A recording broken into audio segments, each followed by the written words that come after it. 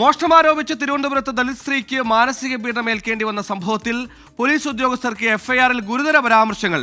എസ്.ഐ. Prasad case register ചെയ്തത് അന്വേഷണം നടത്താതെന്ന് FIR.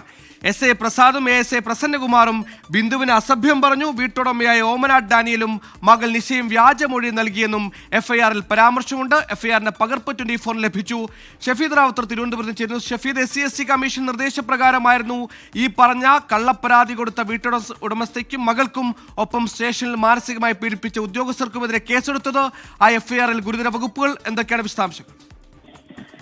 Suhail, ഈ വീട്ടുജോലിക്കാരിയായ ബിന്ദു മാല മോഷ്ടിച്ചെന്നാരോപിച്ചാണ് ഈ വീട്ടുടമയായിട്ടുള്ള ഓമന ഡാനിയൽ മുൻപ് പരാതി നൽകിയത്.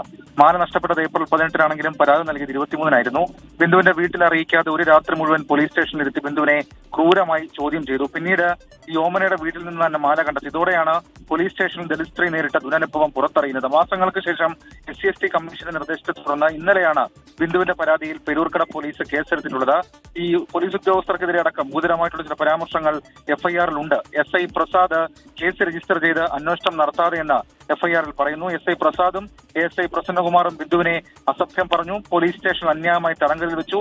ഓമനയും മകൾ നിഷയും വ്യാജമൊഴി നൽകിയെന്നും എഫ്ഐആറിൽ പറയുന്നുണ്ട്. ഏതായാലും ഈ വിഷയം ഗൗരവത്തിലെടുത്തുള്ള അന്വേഷണം പോലീസിന്റെ ഭാഗത്തു നിന്ന് ഇപ്പോൾ നടക്കുന്നുണ്ട്. മനുഷ്യാവകാശ കമ്മീഷൻ നിർദ്ദേശപ്രകാരം പത്തനംതിട്ട, അതായത് ജില്ലയ്ക്ക് പുറത്തു നിന്നുള്ള പോലീസ് ഉദ്യോഗസ്ഥൻ അന്വേഷിക്കണമെന്നുണ്ടായിരുന്നു. അതിന്റെ അടിസ്ഥാനത്തിൽ പത്തനംതിട്ട ജില്ലാ ക്രൈംബ്രാഞ്ച് ഡിവൈഎസ്പി നടത്തുന്ന അന്വേഷണം, അതിന്റെ റിപ്പോർട്ട് അടുത്ത ആഴ്ച സമർപ്പിക്കും എന്നുള്ള വിവരം കൂടി ഈ വാർത്തയോടൊപ്പം പങ്കുവയ്ക്കാം. സുഹൈൽ, ചെയ്യാത്ത തെറ്റിന് സ്റ്റേഷനിൽ വിളിച്ചു വരുത്തി പ്രാഥമികമായി നോക്കേണ്ട ഒരു കാര്യവും നോക്കാതെ ആ പാവത്തിന് മാനസികമായി പീഡിപ്പിക്കാൻ മാത്രം മുതിർന്ന ഉദ്യോഗസ്ഥർക്കെതിരെ വകുപ്പുതല നടപടി ഉണ്ടായിരുന്നു. ഇനി നിയമ നടപടി കൂടി നേരിടണം. ചെയ്ത ചെയ്തികൾക്ക് കുറ്റം ഏറ്റുപറഞ്ഞ് കൃത്യമായ ശിക്ഷ കൂടി വാങ്ങിക്കൊടുക്കേണ്ടതുണ്ട്. ഷഫീദാണ് വാർത്തയുടെ വിശദാംശങ്ങൾ നൽകിയത്.